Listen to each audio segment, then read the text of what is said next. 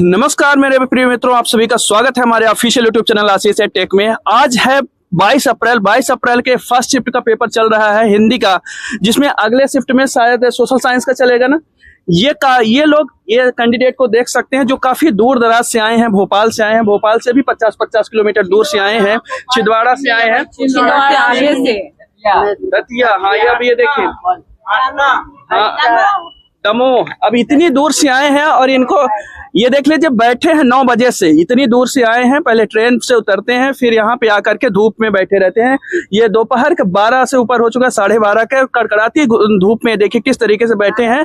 किसी भी प्रकार की व्यवस्था ना तो कॉलेज की तरफ से है ना तो आयोग की तरफ से। आयोग ने पहले भी हमने सवाल उठाया है कि अपने सेंटर को बदलिए, सेंटर इस तरीके से जो दे रहे हैं दूर दराज बच्चे परेशान होते हैं, लेकिन आयोग के कान में जूं तक नहीं रहेगी। और ये देखिए इसके बाद भी जब यहाँ सेंटर में आ रहे हैं तो किस तरीके से धूप है, ये धूप में बैठे हैं। ये देख लीजिए धूप, ये धूप में है, धूप में पानी डाल करके ये सुखवाते हैं इसको और इसी में बैठते हैं।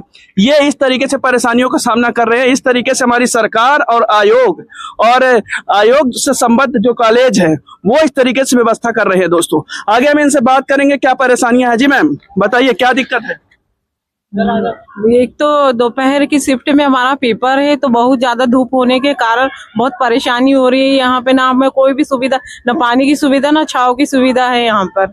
जी ये कॉलेज है Maharani Lakshmibai college of technology Rewa में 2 सेंटर है, एक पेंटियम पॉइंट है, वहां भी ऐसी व्यवस्था नहीं है, और एक महारानी MLCT इसको कहते हैं, MLCT रीवा।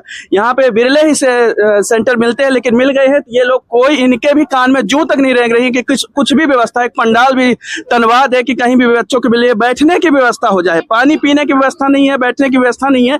इस तरीके से पेपर ये पूरा अभी तो ये 29 तारीख तक चलने वाला है। फिर इसके बाद जो है तो ग्रुप 4 का भी पेपर होगा, तो उसमें इस तरीके से कैसे मैनेज करेंगे जब नौतपा का माहौल होगा। तो आने वाले दोस्तों के लिए है। जी मैम आप भी कुछ कह रही थी। मैं यही कह रही हूँ कि व्यवस्था यहाँ अच्छी होनी चाहिए, पानी हो, टेंट की व्यवस्था होनी चाहिए। जो आ रहे इतने दूर दराज से उनकी पानी नहीं है, इधर उधर भटक रहे, पानी चाय के लिए इंसान, कुछ चीज की व्यवस्था नहीं है। तो ऐसा सेंटर में ना दिया जाए। आगे के लिए इतना दूर दिया गया है, हम लोग को जबलपुर से, दतिया से, इतने दूर दूर से बुलाया है। यदि ऐसा सेंटर दे रहे हैं तो पहले तो व्यवस्था दें। गर्मी का इतना सीजन है, कोई लू लग जाए, कोई अपनी जान खो बैठे, तो इस तरह से किस तरह से कॉलेज ले रहा है। तो कॉलेज प्रशासन को इस तरह व्यवस्थाओं को देखना पड़ेगा।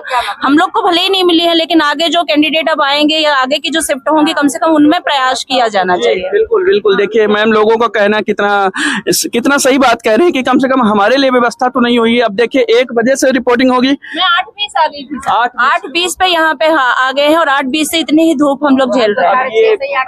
अब इस चीज को शायद समझना चाहिए, हमारे मतलब आयोग को समझना चाहिए, कॉलेज वालों को समझना चाहिए, दया आनी चाहिए कम से कम कि इस धूप में, कड़कड़ाती धूप में हम पैदल चलते हैं या गाड़ी से चलते हैं तो ये बहुत ज्यादा मुंह एकदम लाल हो जाता है। तो यहाँ कैसे बैठ के रह रहे हैं और कोई व्यवस्था नहीं है बैठने की, कहीं पर भी कि कोई पेड़ की छांव हो। मैं आपको दिखाऊं, यहाँ पे ये देख सकते हैं ये कॉलेज है, यहाँ पे कहीं भी ऐसी कोई व्यवस्था नहीं है कि यहाँ पे कहीं भी ये बैठ सके। यहाँ पे ये देखिए इधर है, अंदर जाने की अनुमति नहीं है, अंदर जाने की अनुमति नहीं है। ये इस तरीके से व्यवस्था है। तो आप लोग देख सकते हैं दोस्तों, आप लोग आवाज उठाइए, अपने लिए उठाइए, इन लोगों के लिए उठाइए, ताकि कुछ सबक सीखें। ये लोग सबक सीखने की जरूरत है, चाहे आयोग हो, चाहे सरकार हो, चाहे ये इन जैसे कॉलेज हो जो इनके कान में जूं तक नहीं रह रही। दोस्तों तो मिलते हैं फिर आगे भी मिलते रहेंगे और आवाज ऐसे उठाते रहेंगे दोस्तों। धन्यवाद।